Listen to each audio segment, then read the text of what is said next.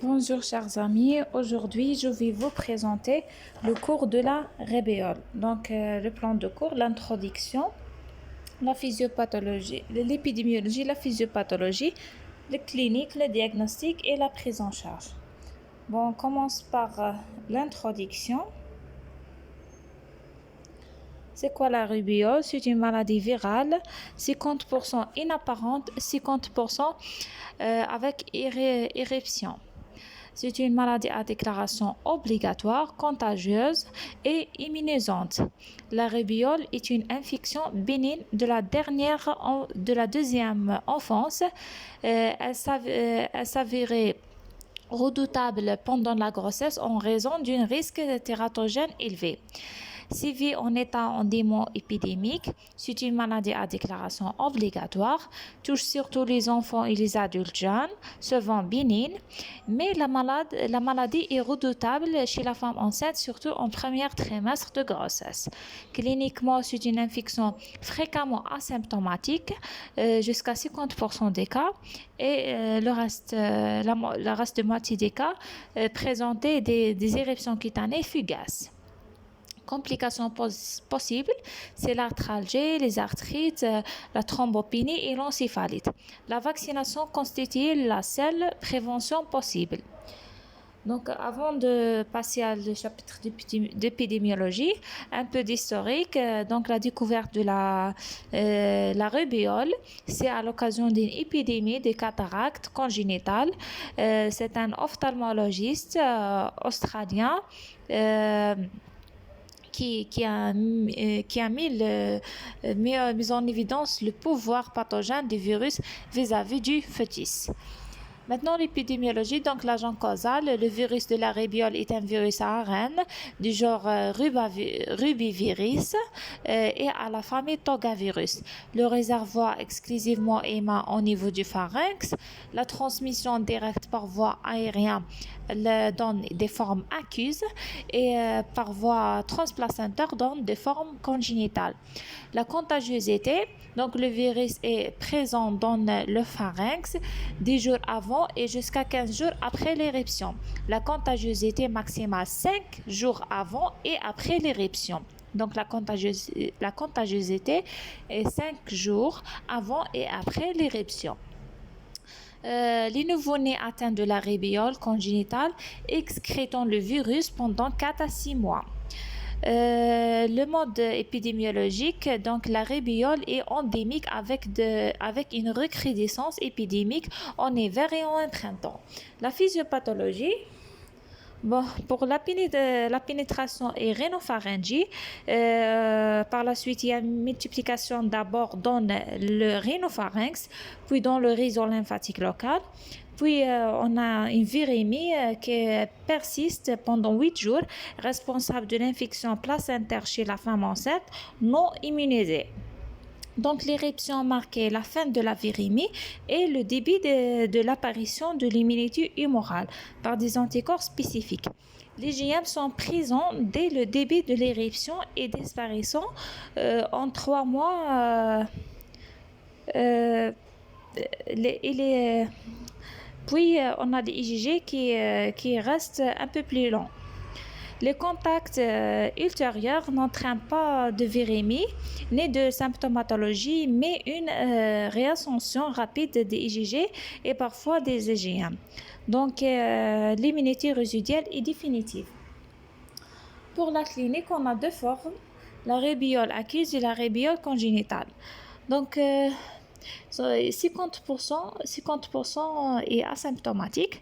Donc, on commence par la rubéole acquise. L'incubation est entre 12 à 24 jours, au moyen 14 jours. La phase d'invasion ou pré-éruptive, elle est brève, de 1 à 2 jours, associant une malaise, fièvre modérée, des arthromyalgies, des adénopathies parfois cervicales petites et indolores de localisation rétro-auriculaire cervicale, post- et sous-occipitale.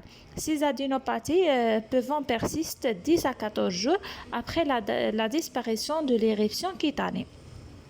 Puis la phase d'étale, caractérisée par l'éruption, elle est débutée au niveau du visage et s'étend au moins de 24 heures au tronc et de membres supérieurs.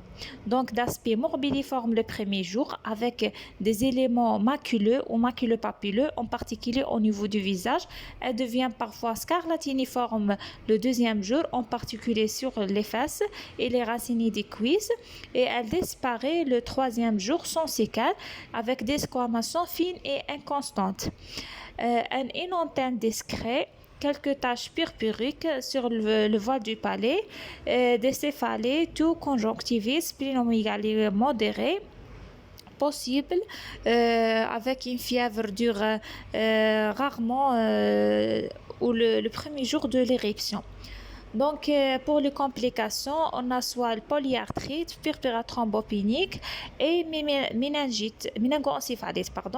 Pour la polyarthrite fréquente chez l'adulte et l'adolescent, surtout chez la femme, elle apparaissait le deuxième jour de l'éruption. Elle intéressait les articulations métacarpophalangiennes, les poignets, les genoux. Elle disparaissait en 10 à 30 jours.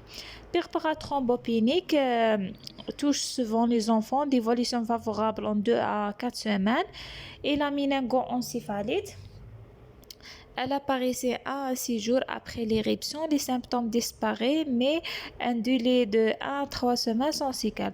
Autres complications telles que l'hépatite cytolytique, névrite et myocardite. Donc, pour la forme de la rébiole acquise, on a l'incubation, la phase d'inversion caractérisée par des adénopathies, la phase d'état caractérisée par des éruptions morbilliformes puis scarlatiniformes puis disparition, et les complications. On passe à la forme de la rébiole congénitale. Donc, la transmission du virus au fœtus survient dans 80% des cas dans les 12 premières semaines et à la fin de la gestion. Plus importante que la contamination est précoce. Donc, la fréquence des avortements spontanés s'est atteinte dans les 8 premières semaines. Autres risques possibles tels que l'accouchement prématuré et mort in utero. On a 2 syndromes, le syndrome de malformation et le rébiole congénital évolutif. Pour le syndrome de malformation de Grech, associé à une malformation cardiaque présentant dans la moitié des cas avec persistance de canal artériel ou bien communication interauriculaire ou bien communication interventriculaire ou bien sténose pulmonaire. On voit aussi des malformations orales telles que les surdité asymétriques et aussi oculaires telles que les cataractes bilatérale, microphthalmie, opacité cornéenne et aussi malformations neurologiques telles que les microcéphalies, retards psychomoteur et autres telles que les anomalies dentaires. Deuxième forme, c'est la rébiole congénitale évolutive. C'est le plus grave. Elle correspond à une infection virale chronique généralisée qui entraîne des lésions pluriviscérales évolutives et associées à des malformations constituées dès la naissance, avec purpura thrombopénique et hypotrophie, hépatosplénomégalie, ictère, méningite, pneumopathie, des lésions osseuses, et le pronostic reste réservé. Bon, on passe au diagnostic. Donc, le diagnostic, toujours basé sur le contexte épidémiologique, clinique et signes d'orientation, puis les signes de certitude. Pour le contexte épidémiologique, on a la notion de comptage, les signes cliniques, fièvre, éruption, adénopathie, l'orientation, la FNAS et leucopénie, lymphocytose atypique et plasmocytose. Le diagnostic de certitude, c'est la sérologie par l'inhibition de l'hémagglutinine ou ELISA. Donc, lors de la rébiole accuse, on a les anticorps IgM ou la séroconversion, c'est-à-dire l'élévation de IgG sur 2 prélèvements à 10 jours d'intervalle. Dans le cas de la rébiole congénitale, on a l'IgM à la naissance, c'est-à-dire prélèvement du cordon ombilical.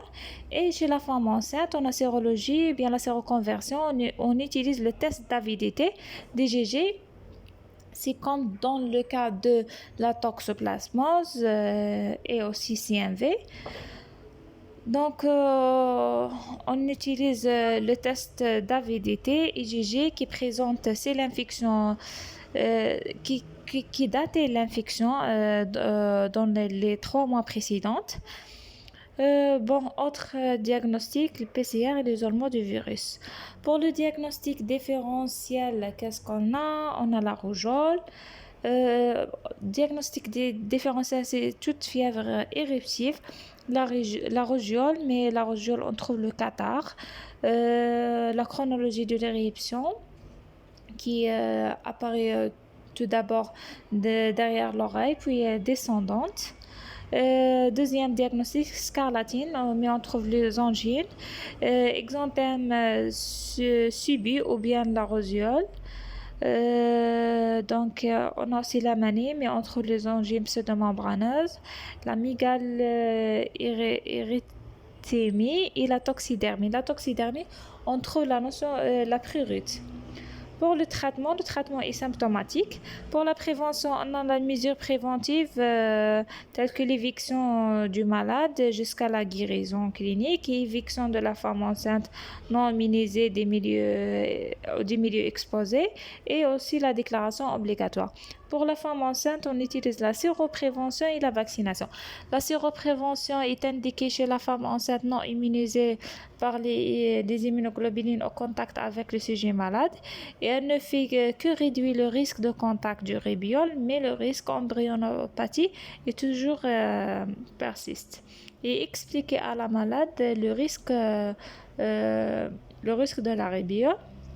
Pour la vaccination, c'est un vaccin vivant atténué, administré en subcutané ou bien en IM, peut être associé à des vaccins de la rougeole ou les orions, c'est la ROR, et la tolérance est bonne, elle donne seulement des fibricules, arthralgie et éruption fugace.